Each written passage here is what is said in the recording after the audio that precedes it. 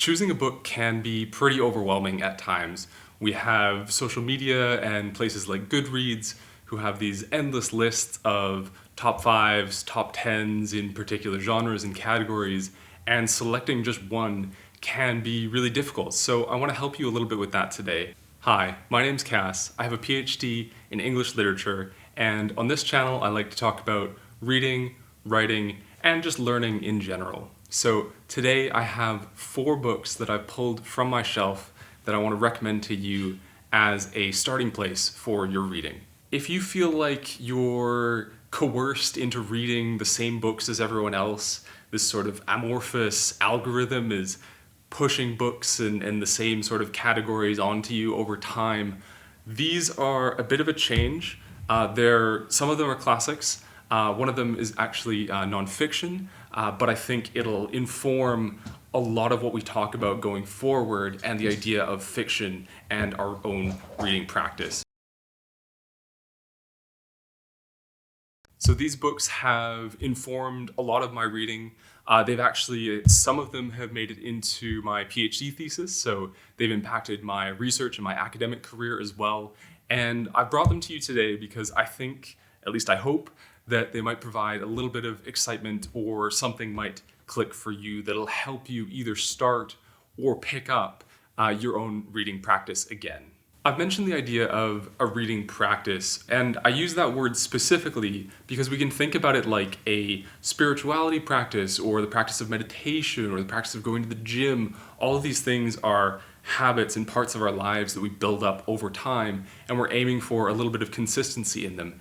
And one thing that I found is that if you try and approach reading with curiosity, it can really impact your ability to stay consistent. These 4 books that I brought for you today represent just a starting point, and I'm recommending them to you, but whether you read all of them, a couple of them, or none of them, the whole idea behind this video is just to get you back into reading.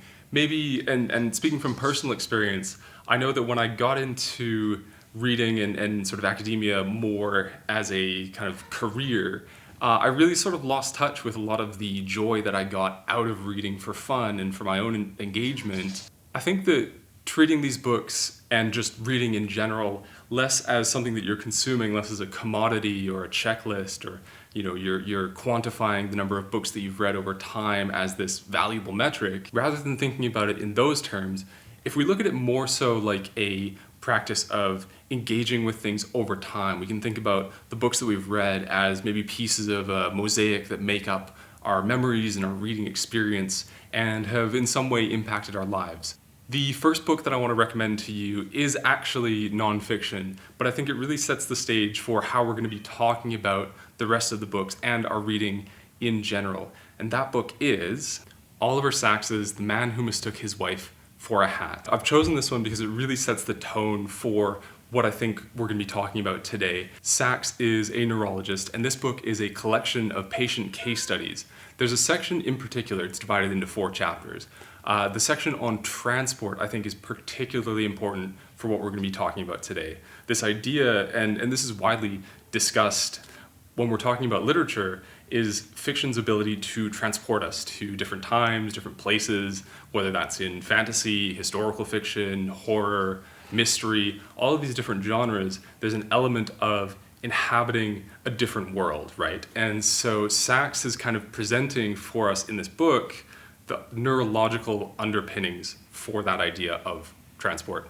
Now, don't be afraid of the neurology stuff. It's very non-sciencey. Sacks's writing is incredibly approachable, and as a first kind of foray into scientific literature, I think this is an excellent starting point. Sacks has a tremendous catalog of books that you can check out if you enjoy this one as well, so it's just a wonderful starting point.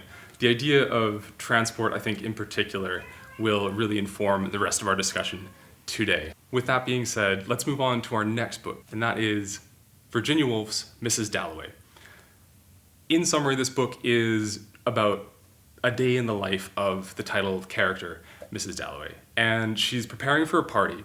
Now, there's a secondary character, Septimus Warren Smith, who is a great war veteran, and the novel follows these characters throughout their day. A lot of the reviews for this book that kind of rate it poorly talk about how there's not a lot going on as far as the plot and the narrative is concerned, and that's a totally understandable criticism. It's just a day in the life of these characters. However, I think what Woolf is doing here is less about the narrative and the plot and kind of what's going on, and more so about what she can say about these characters, whether it is the sort of primary characters that we're talking about, and I think one thing that Woolf does incredibly well is inhabit the perspectives, the minds, the interiority of all of these other characters that are either being observed or observing either Mrs. Dalloway or Septimus Warren Smith. There's one scene in particular that really stands out to me, and it goes along with this idea of, if you've ever wondered kind of what other people are thinking about maybe a landscape or an object or a plane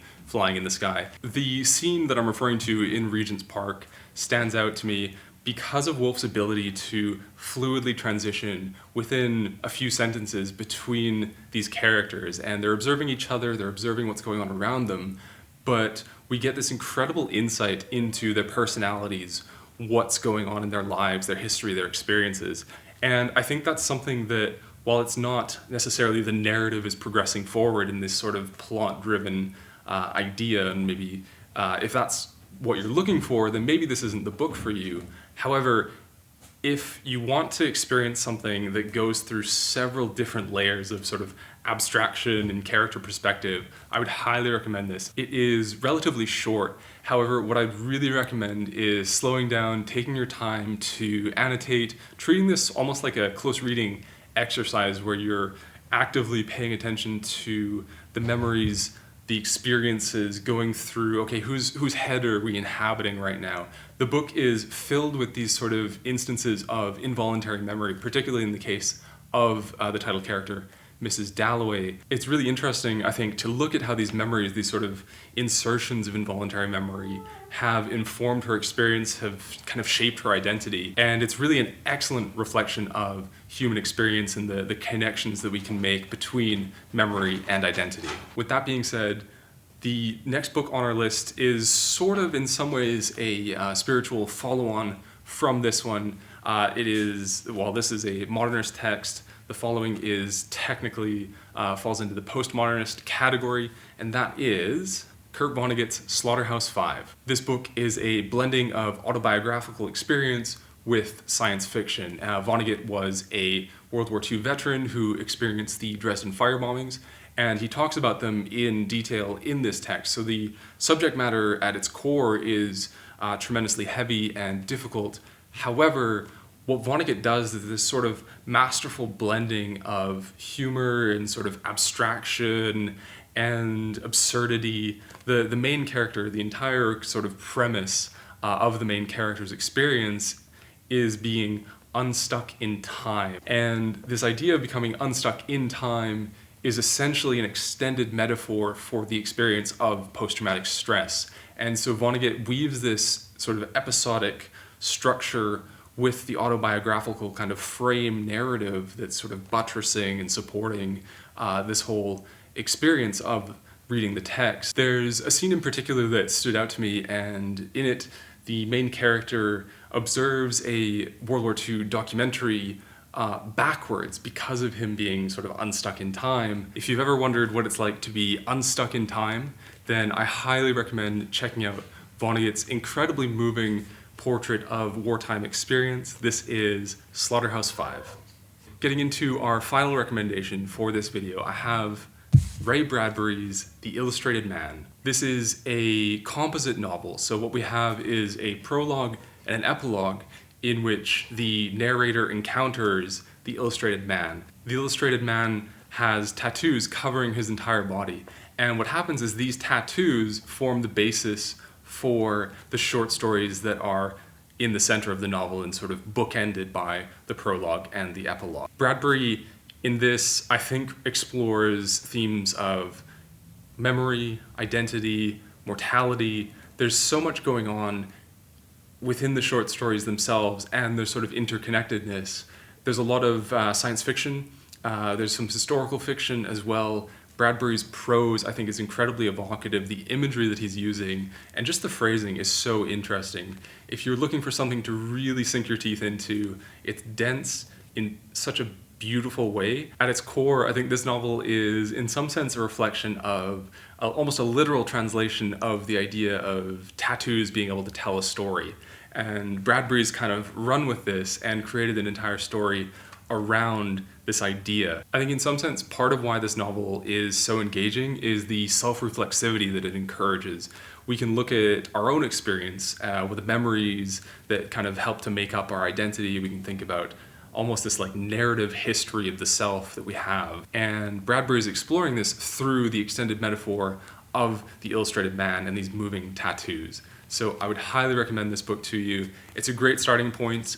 You can also read it sort of sporadically. Because of the separation between the short stories, it's very easy to pick up and put down depending on how much time you have to read. So this is The Illustrated Man by Ray Bradbury. Highly recommend it. Definitely check this out. And it wraps up our recommendations for today. I just want to take a moment at the conclusion of this video to say thank you so much for tuning in. It's just so remarkable and gratifying for me that so many people have engaged with this content and have watched these videos. Thank you so much for your time and your attention. I hope that in some way these videos can help to either reignite or maintain that joy that you have for reading. I would love to hear some of your book recommendations, or if there's a particular quotation that's really stuck with you over time, if you could maybe leave those in the comments down below. I know how difficult it is picking a next book, so any suggestions that you might have for other viewers would be greatly appreciated, and maybe we can start a little discussion in the comments below. But if anything that we've talked about today has maybe brought some value or some insight into your own reading, I'd love for you to consider liking or subscribing. I have a bunch more content like this planned for the channel. I love discussing books, book reviews, getting into a little bit of literary theory as well. We'll kind of sprinkle that throughout our discussions, but maybe a deep dive into some of the books that we've talked about today. There's a lot that we can get into still, so I'm really looking forward to posting some more videos, and thank you so much for tuning in. I hope you have a wonderful day, and I'll see you in the next video.